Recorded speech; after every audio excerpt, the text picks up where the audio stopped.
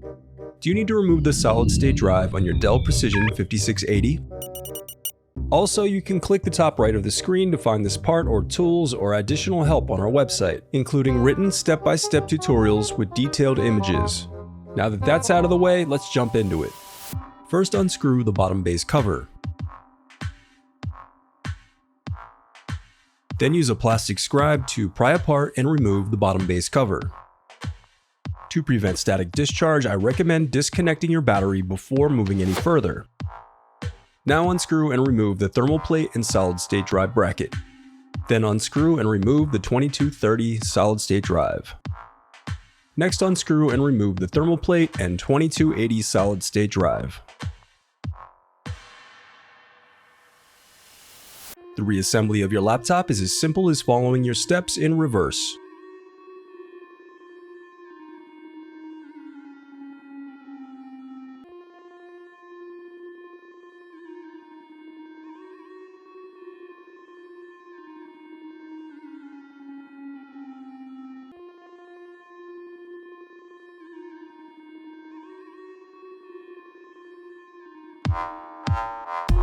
If you still need help, you can visit partspeople.com and view printable DIY instructions to help you along the way. We also have playlists of thousands of Dell tutorials for hundreds of different models, so keep checking back. Thanks for watching.